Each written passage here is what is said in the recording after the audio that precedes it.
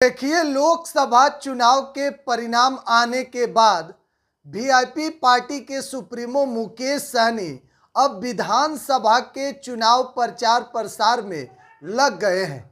मुकेश सहनी अपने सभी सिपाहियों को अभी से ही रोड मैप बनाकर क्षेत्र में भेज दिया है।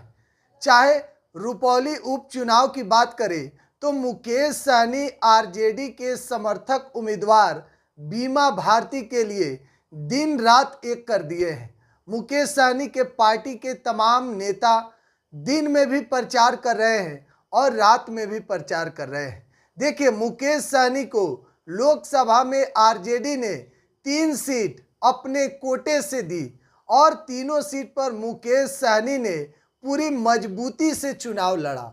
हालांकि हार का सामना करना पड़ा, लेकिन वह गलती दोबारा नहीं दोहराए, इसीलिए 2025 के चुनाव को लेकर मुकेश सहनी अभी से ही चुनाव प्रचार में और पूरी रणनीति बनाकर तैयार हो चुके हैं कि किसी भी कीमत पर वह गलती को नहीं दोहराना है। देखिए, मुकेश सहनी ने अपने सभी सिपाहियों को आदेश दे दिया है कि आप क्षेत्र में जाइए, एक एक पंचायत लेवल पर आप मेहनत कीजिए और वीआईपी पार्टी को मजबूत कीजिए, लोगों के बीच में जाइए, निषाद समाज को एकजुट कीजिए।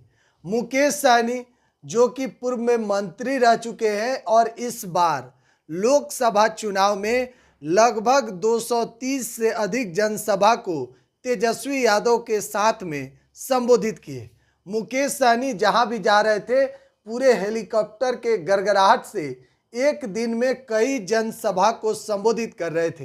हालांकि मुकेश सहनी लोकसभा चुनाव के तुरंत बाद ही अब एक्शन मोड में आ गए हैं और सहनी कमर कसकर चुनावी मैदान में अपने सिपाहियों को आदेश दे दिया कि आप अभी से ही चुनाव में लग जाइए। इंतजार नहीं करना है कि जब 2024 के यानी कि इसी साल के अक्टूबर नवंबर का जब सभी लोग प्रचार करने निकलेगा तब हम निकलेंगे, बल्कि अभी से ही आप क्षेत्र में जाइए, लोगों से मुलाकात कीजिए और पार्टी को मजबूत कीजिए।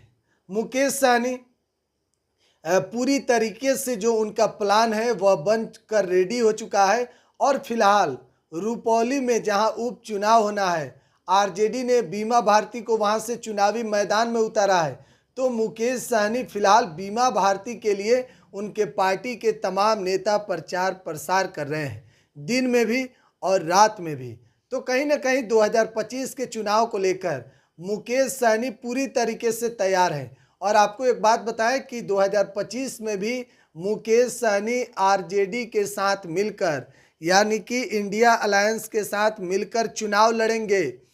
देखिए, आरजेडी के बैठक में इस बात पर मुहर भी लग चुकी है, क्योंकि जब तेजस्वी यादव ने अपने नेता से पूछा, जितने एमपी हैं, एमएलए हैं, कि क्या मुकेश सहनी के साथ रहने से लोकसभा चुनाव में फ़ायदा हुआ है, वोट ट्रांसफ़र करने में सक्सेस हुए हैं कि नहीं, तो सभी लोगों ने मुकेश सहनी के समर्थन में हाँ भरा है और कहा है कि नहीं, मुकेश सहनी के रहने से 2024 के चुनाव में भी हमको फ़ायदा हुआ है और 25 में भी अगर मुकेश सहनी हमारे साथ मिलकर चुनाव लड़ते हैं तो जाहिर सी बात है कि उसका भी फ़ायदा हमें ज़रूर मिलने वाला है।